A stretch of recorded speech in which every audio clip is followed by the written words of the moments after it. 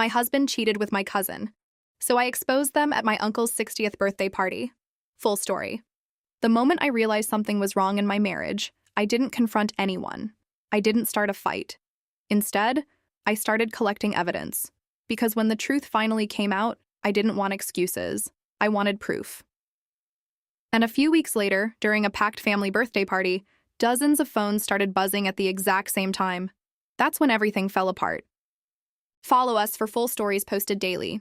We're serving fresh tea all day. Back to the story. Hello, Tea Talk. My name is Emily. And this is the story of how I discovered my husband was secretly seeing someone he absolutely should not have been seeing. And why I decided the best place to expose both of them was at my uncle's 60th birthday party. And trust me, when that video started playing on everyone's phones, the room went silent in a way I will never forget. Mark and I had been married for a little over 6 years. Nothing about our relationship looked suspicious from the outside. We weren't constantly fighting. We had routines, shared bills, weekend plans, normal couple stuff. If anything, people used to tell me how stable we seemed. My mom loved him, my friends liked him. Even my family welcomed him pretty quickly. And that's actually where Jessica comes in. Jessica is my cousin, technically my uncle's daughter, and growing up she was at almost every family event. Holidays, birthdays, random backyard cookouts, she was always there. We weren't inseparable best friends, but we were definitely close enough that it felt completely normal for her to stop by my house, which she started doing more often about 8 months before everything blew up. At the time, my job had gotten insanely busy. I was staying late a lot, sometimes not getting home until well after dinner. Jessica would text me things like, "Hey, I'm in your area, mind if I swing by for a bit?" And because she was family, my answer was always the same. Of course. Sometimes she'd even joke that she was just keeping Mark company while I was working all the time, and I laughed about it. Because why wouldn't I? This was my cousin, and that was my husband. The idea that the two of them might be doing anything behind my back honestly never crossed my mind, at least not at first. But over time, a few little things started to feel off. Jessica's visits became more frequent.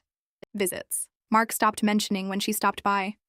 And then one night, something happened with Mark's phone that made a very uncomfortable thought pop into my head for the first time. A thought I immediately tried to push away. Because if that thought was true, it meant two people I trusted completely were lying to me, and I wasn't ready to believe that yet. It started with something small. So small that if it had happened with anyone else, I probably wouldn't have thought about it twice. One night, Mark and I were sitting on the couch watching TV when his phone buzzed on the coffee table. Normally, he's the type of person who barely reacts to notifications. He'll let messages sit there for a while before even looking at them. But this time, he grabbed his phone almost instantly. Like, fast enough that it actually caught my attention. He glanced at the screen, then flipped the phone face down on the table. I remember asking casually, "Everything okay?" "Yeah," he said quickly. "Just work stuff." Now here's the thing. Mark doesn't really have a job where people message him late at night. His schedule is pretty standard, so the answer felt a little strange. But I let it go. A few minutes later, the phone buzzed again. This time the screen lit up in a way that I could see the name on the notification before Mark grabbed it. Jessica. My cousin. At first, I didn't think much of it, but the moment I said her name out loud, Mark reacted in a way that made my stomach tighten a little. "Oh, Jessica's texting you?" I asked. Mark picked up the phone immediately. "Yeah," he said, standing up from the couch. "I'm gonna grab some water." Then he walked into the kitchen with his phone and stayed there longer than someone needs to grab a glass of water. When he came back, I asked him what she needed. He shrugged like it wasn't a big deal. She was asking about a restaurant recommendation. Maybe that explanation would have made sense, except Jessica had texted me earlier that same day, which made me wonder why she suddenly needed to message my husband instead. Still, I didn't start an argument. I didn't accuse anyone of anything. But that little moment planted a thought in my head that I couldn't completely ignore anymore. And over the next couple of weeks, that thought kept getting louder. Because Jessica started coming over to the house more often, usually when I wasn't home. And one evening, I walked into my own kitchen and interrupted something that suddenly didn't feel friendly at all.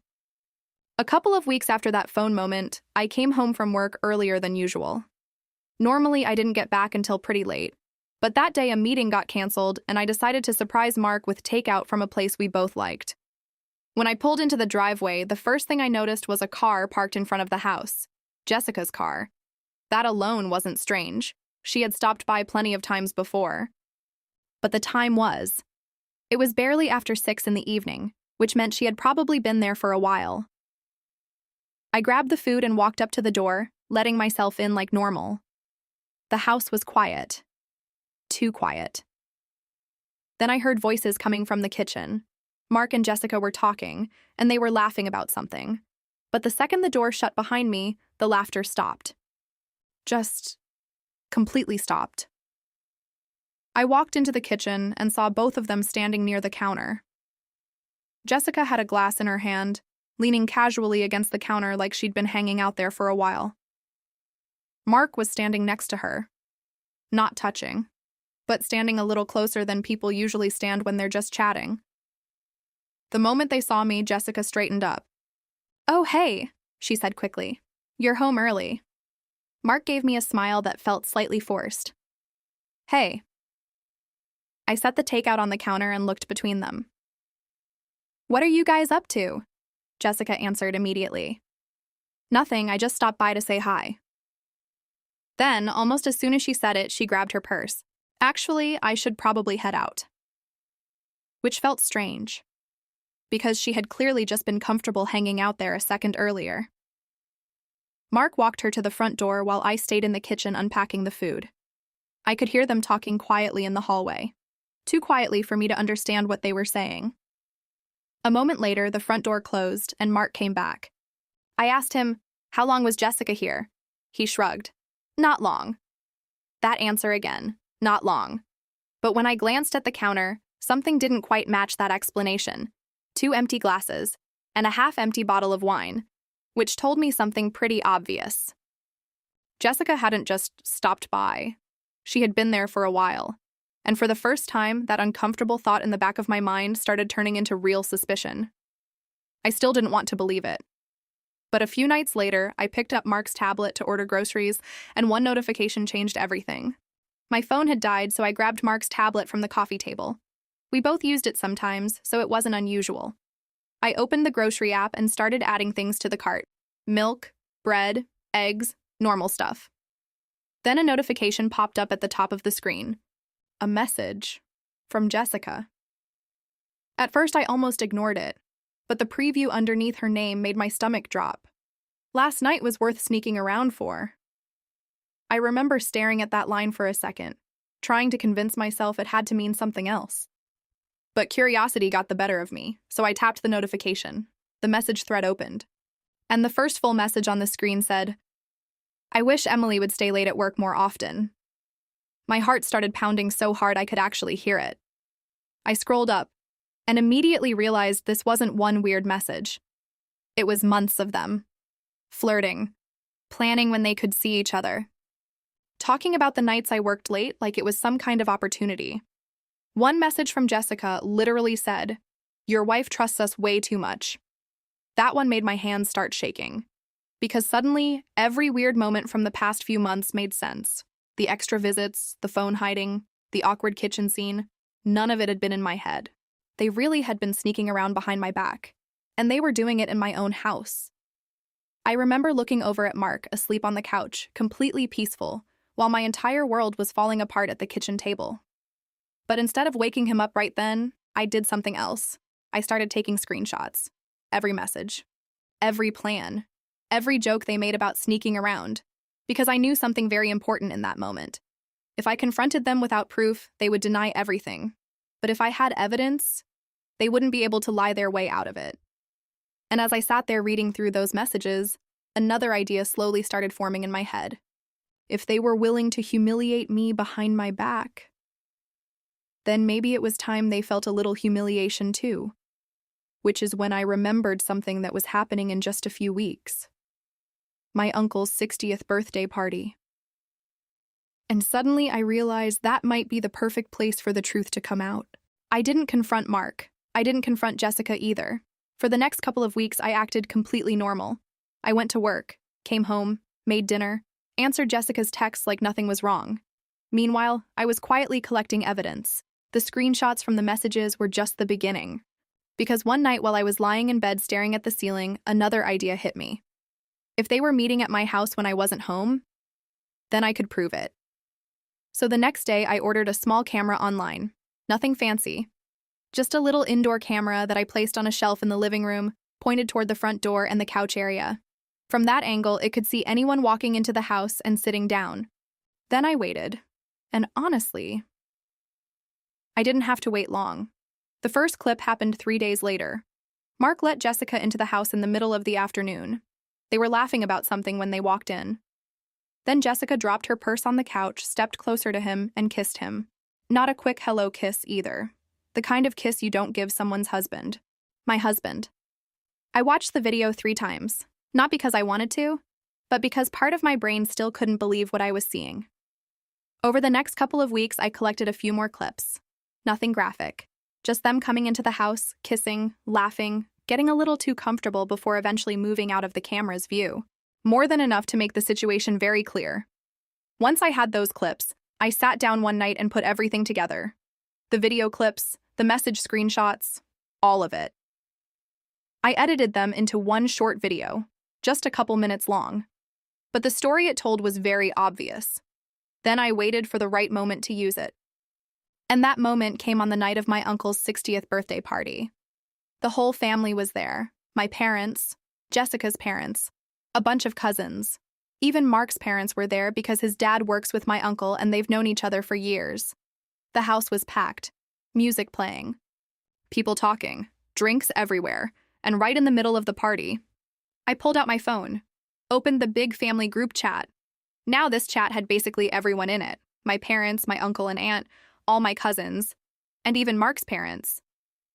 They had been added a couple years earlier because Mark's dad works with my uncle. And after a bunch of holidays together, everyone just sort of became one big extended group, which meant when I sent that video, everyone in that room was going to see it. I attached the file, took a breath, and hit send. At first, nothing happened. People kept talking. Music was still playing. Someone in the kitchen was laughing about something. Then my aunt's phone buzzed. She pulled it out of her purse and glanced down at the screen. A couple seconds later, my uncle's phone buzzed too. Then one of my cousins across the room said, "Oh, hey, Emily sent something in the group chat." That's when the chain reaction started. Phones started coming out everywhere. My dad, my mom, my other cousins. Even Mark reached into his pocket when his phone buzzed. Jessica did the same. And within seconds, people started opening the video. The first clip was only a few seconds long. Mark opening the front door of my house. Jessica walking in behind him. Then she stepped close to him, wrapped her arms around his neck, and kissed him. Not a friendly kiss. A very obvious, "this is not your cousin's husband" kind of kiss. Across the room, I watched my uncle's expression change while the video played on his phone. At first confusion, then disbelief, then something a lot closer to anger. My aunt suddenly covered her mouth. "Oh my God." That's when Jessica finally opened the message on her own phone. I watched the exact moment she realized what was happening. Her eyes went wide. She looked up from the screen directly at me. "Emily, what is this?" she said, except she already knew. Meanwhile, Mark had pulled his phone out too. He opened the video, and I swear I have never seen a person go that pale that fast, because the second clip started playing right after the first one. Mark and Jessica again, walking into my house, laughing, kissing. Then the message screenshots appeared in the video. Jessica texting, "Your wife trusts us way too much." Someone near the kitchen said, "Wait, is that Mark?" The room started getting quieter. People were looking from their phones, to Mark, to Jessica. My uncle slowly lowered his phone and stared at his daughter. "Jessica," he said, and he didn't even finish the sentence, because there was nothing left to ask. The proof was literally playing on half the phones in the room. Jessica's face had turned completely white. She looked around the room, realizing everyone had seen it. Then she looked back at me. "You recorded us?" she said. I shrugged slightly. "You shouldn't have been in my house," I said. That was when the whispering started spreading through the party. Mark's mom looked like she was about to cry. His dad looked furious. Mark finally tried to speak. "Emily, I can explain." But honestly, that made a couple people laugh. Because explain what? The video had already done all the explaining. Jessica grabbed her purse so fast it almost knocked a drink off the table. I'm leaving, she said, and she pushed past two of our cousins and headed straight for the door. No goodbye, no apology, just gone. The room stayed quiet for a few seconds after that.